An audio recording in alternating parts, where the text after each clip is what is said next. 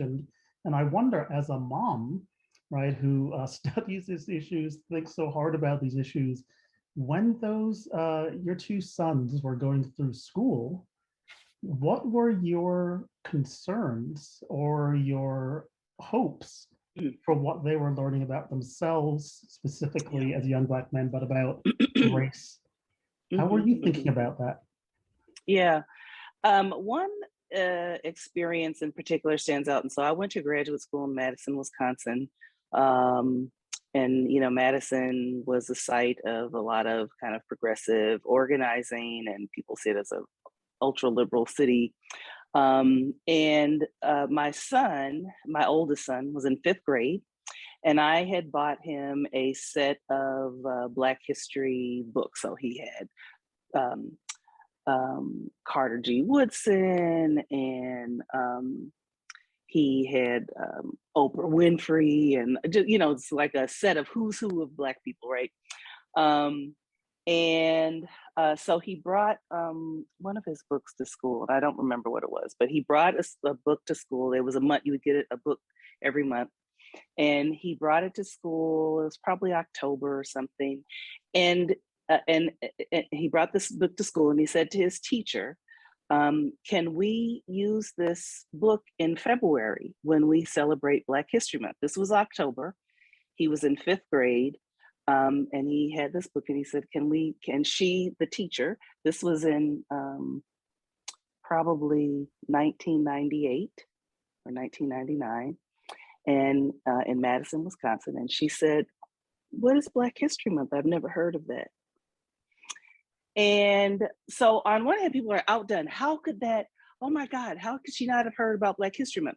What was stunning to me is that my son, and I was studying race, I had been a teacher, that my child had understood that that there is a time and a place, and it would be February, that we could talk about Black people, and that he was going to be patient enough to wait. It was October. He was going to give her enough time. He would bring the resource, but that he had internalized, Mhm. right? That yes, he had these rich materials at home.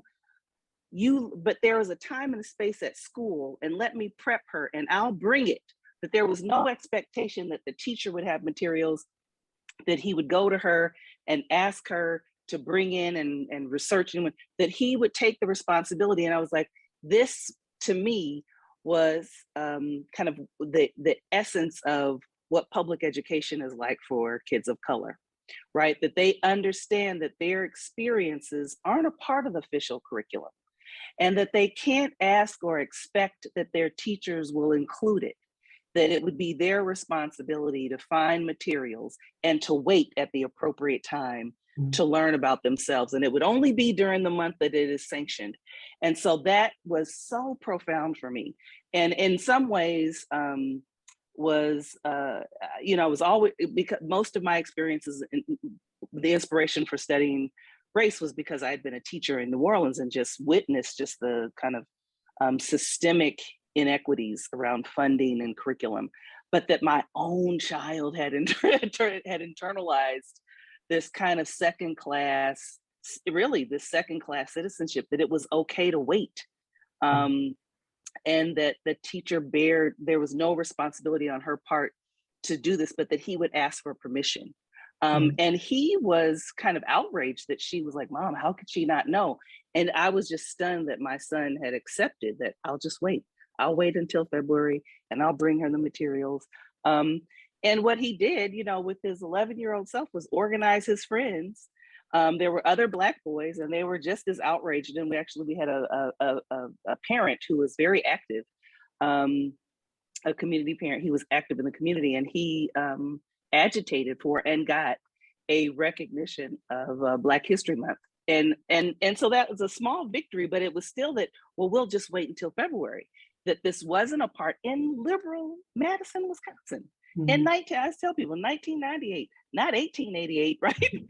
Not 1948. This is 1998, when we were supposedly fully in a moment of multicultural Yeah. education. And so that piece is always kind of, and I tell this story to my students all the time.